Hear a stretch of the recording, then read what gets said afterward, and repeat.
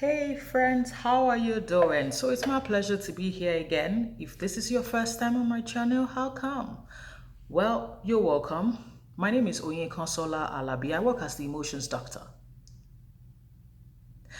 And today's conversation is titled How to Handle Money Issues in Romantic Relationships.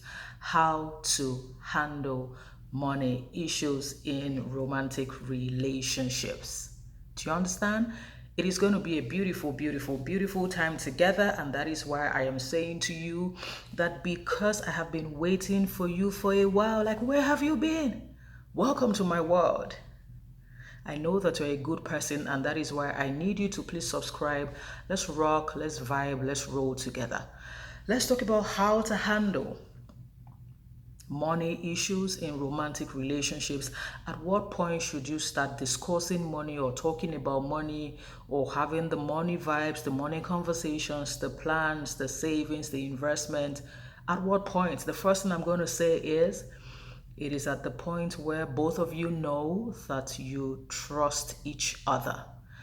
Both of you now know, like, I trust you, you trust me, we are a happy family. I trust you, you trust me, we are a happy family. It's at that point where you feel emotionally safe, emotionally secure, where you feel like this person has my back, where you feel like I can empty myself of myself with this person, where you feel like this person is mine, they belong to me and I belong to them, where you know that both of you have each other's backs. The moment you have crossed the trust threshold, you can start planning for your future. The second thing I'm going to say is once you've crossed that threshold of trust, you should be ready to be financially naked. To be financially naked. What does that mean? We need to discuss debts. We need to discuss credit cards. We need to discuss credit scores. What's going on? We need to discuss, are we going to start living together? When we start living together, what are we going to start doing?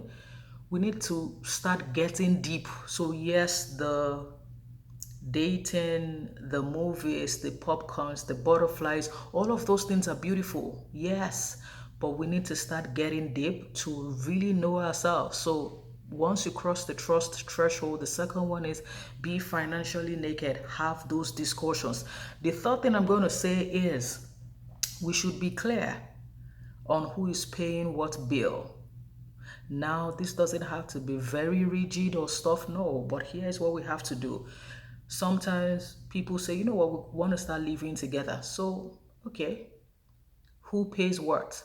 What is mine? What is yours? What is ours? We need to define those three.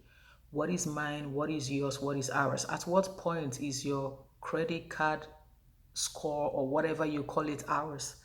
Like before we started dating, maybe both of you had debts and stuff.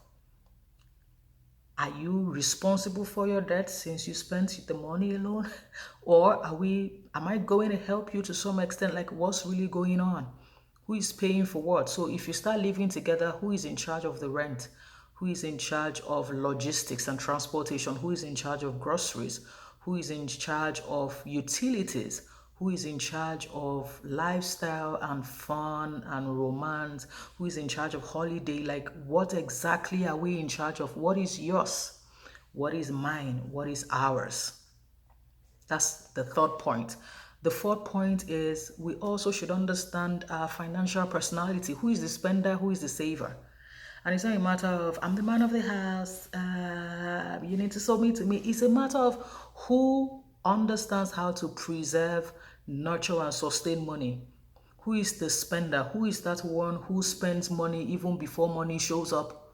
Who is that one who is always in debt? Who is that one who is always looking for the new phone, the new car, the new gadget? Who is the spender? What is your financial personality? If you know that your partner is the saver, what you should do based on logic and rationality is to submit to that other person. Once you know that this person has the capacity to nurture, to sustain, to invest, to save, you should submit. You can't be dragging and fighting in an area where it is not your strength. Do you understand? So, we should understand our financial personality and we should be truthful. Remove the mask and the ego. No, remove the mask and the ego and the six packs and the do you know who I am? Yeah, this is your partner. Vulnerability leads to intimacy. So, who is the spender? Who is the saver? How are we going to take responsibility for our finances? What account is joint? What account is personal? What account is for the future? What account is for vanity, for health, for insurance, for all of those things? We need to talk about it. We need to also understand our values. What is money to you? What does money mean to you? Do you nurture money? Do you sustain money? What is your relationship with money? Or do you abuse money? Do you use money? Are you rude to money? So even before money shows up, you're already high. There's no money yet, but you have bought everything, in advance. And then when the money shows up, you just begin to receive debit alerts. What is money to you? What is your relationship with your money? What is your personal relationship with money? Another thing we need to discuss in the relationship is the fact that how are we going to deal with debt? Student loans, car loans, insurance, credit cards. How are we going to deal with debt? Because relationships are beautiful, love is good, but we need to be very logical, very rational. Am I going to help you with your debt before you met? And now that we're together, at what point are we going to check in on each other to say, is this in the budget? Honey, is this in the budget? Can we afford this? Do we need this or do we want this? Delayed gratification. What's our relationship with debt? Some people may really feel good with debt. They don't mind. Like they don't mind, while some other people says, you know what? I need to be able to sleep at night. I can't handle this. So we need to talk about your relational disposition to debt. And then power play, we need to discuss it just in case one person is earning more than the other person. How much are we going to drop? And then at what point will it become resentful? So if someone is always dropping 80%, you are dropping 20, and then the person with 20 wants to spend like 80, can I deal with it? Can I handle it? Can I take it in?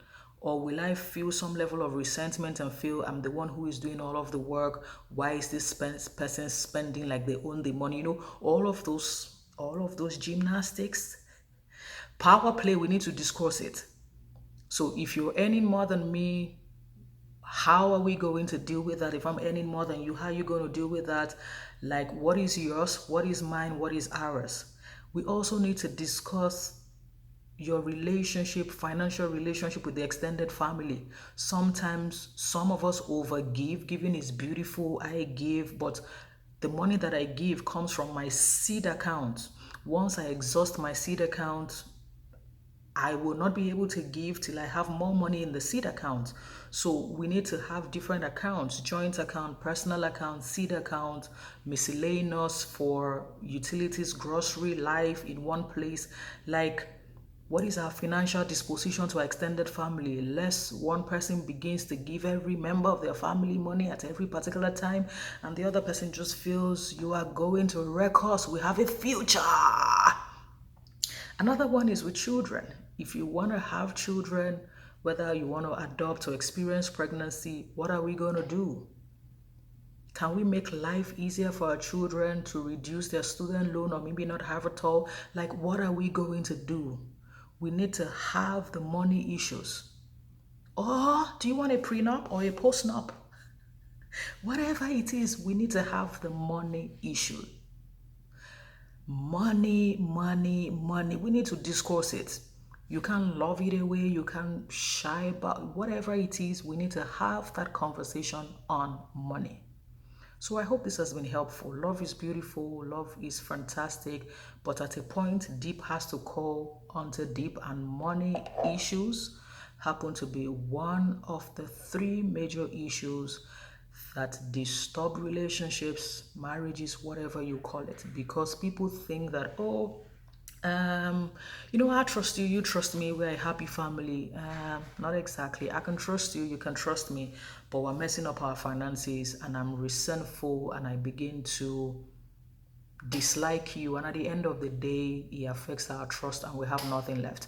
I'll see you again. I hope that you have used your prosperous hands to click on the subscription link. I love you, I care about you, and I'll see you very, very soon.